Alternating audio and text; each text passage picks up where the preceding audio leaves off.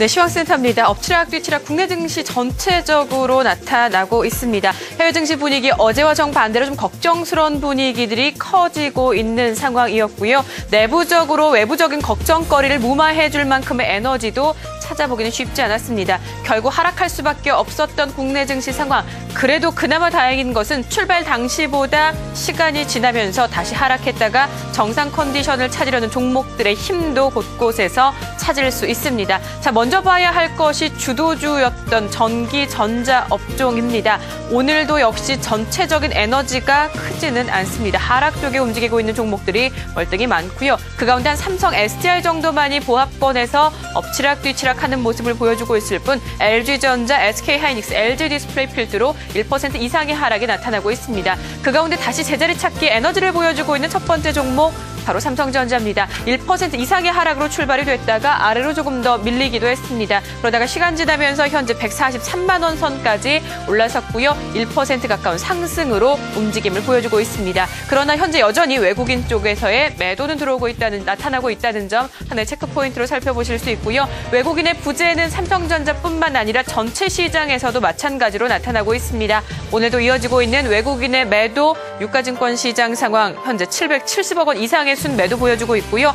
기관은 사주고는 있는데 규모만 놓고 보더라도 여전히 아쉬운 상황이고요. 특히 어제 집중 매수에 힘을 실어줬던 국가지자체 오늘 출발은 매수였다가 결국엔 매도로 전환이 됐습니다. 연기금의 힘도 조금은 약한 편이고 투신권 정도만이 소폭의 매수 우위를 주도해주고 있을 뿐입니다. 개인의 매수는 380억 원 정도가 게 되고 있는 상황입니다. 여기에 또 하나 어제까지 낙폭 과대주, 기존 낙폭 과대주들의 반등도 오늘은 없습니다. 하락률 상위 업종들에서 대부분 어제까지 낙폭 과대 업종으로 불렸었던 종목군들이 대부분이 포진돼 있는데요.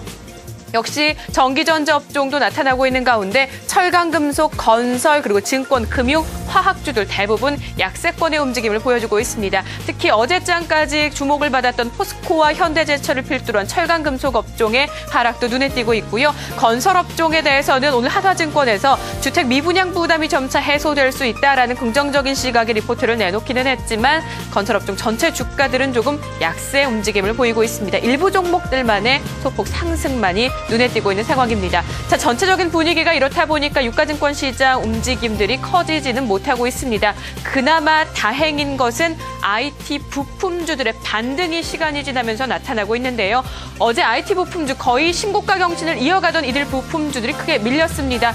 오늘도 출발 당시 또다시 하락을 이어갔던 이들 부품주들이 상승으로 전환하고 있습니다. 출발까지만 해도 자화전자 정도는 상승으로 출발이 됐었고요. 이내 플렉스컴, 대덕, GDS, 파트론까지 순차적으로 상승의 움직임을 보여주고 있습니다. 플렉스컴이 1%대 오른 19,100원 가리키고 있네요.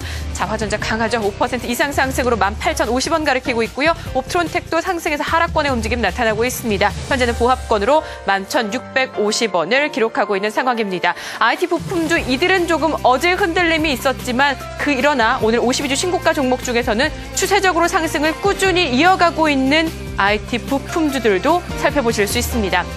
먼저 보시는 신양이 그렇고요. 세 번째로 보시는 코이즈도 마찬가지로 이달 들어서만 이 종목의 주가가 40% 이상 상승했었죠. 어제장 IT 부품주들의 쉬어감 속에서도 이 두 종목은 상승이 이어갔고요. 오늘도 추가적인 상승이 나타나고 있습니다. 신양이 3%대 상승으로 2650원. 이렇게 되면 6일 연속 상승권이고요. 코이즈는 앞서 말씀드렸던 것처럼 상승으로 출발하면서 52주 신고가 재차 경신. 이달 들어서만 40% 이상의 상승이다라는 말씀드렸는데 일단은 시간 지나면서 상승 부담일까요? 지금은 약부합권으로 전환되고 있습니다. 9,990원, 만원선 전후에서 힘겨움도 조금 나타나고 있는 듯합니다. 자, SK 자회사들의 힘을 톡톡히 보고 있습니다. 꾸준히 신고가 경신을 이어가고 있는 상황이고요. 오늘은 신고가 경신으로 시초가에서 출발이 됐다가 이내 힘이 조금 빠집니다. 현재는 18만 6천 원에서 움직임 보여주고 있습니다.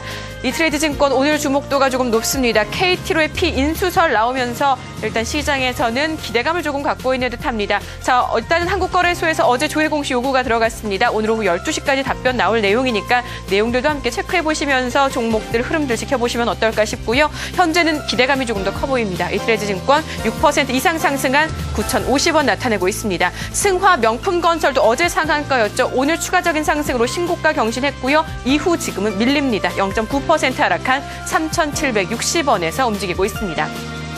종목들의 범위를 조금 더 넓혀보도록 하겠습니다.